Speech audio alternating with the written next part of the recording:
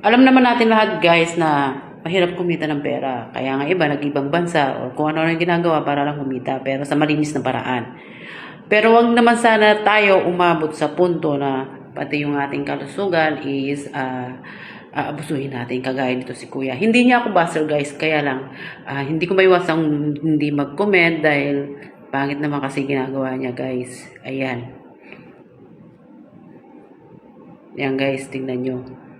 Kinakain niya yung yero na may kalawang. Alam niya na hindi pa pwedeng kainin. At alam nating lahat na hindi pwedeng kainin yan dahil unang-una yan is may possibility siya na magkaroon ng tetano. So, para saan yung ginagawa niya na yan? Para sa views, kumita ng pera.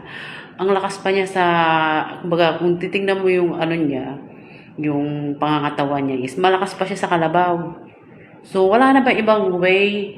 Paano na lang kung isang araw biglang mag-shutdown yung Meta at hindi na kumita? Tapos siya, ano na mangyayari sa kanya? Hindi ka naman kasi ngayon nagtanim, ngayon mo rin aanihin.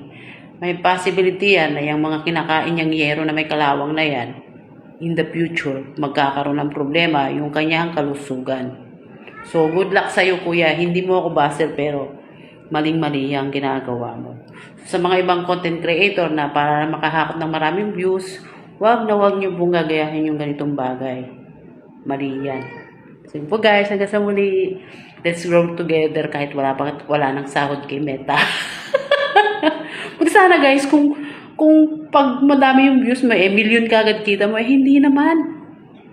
So sa'yo kuya, good luck.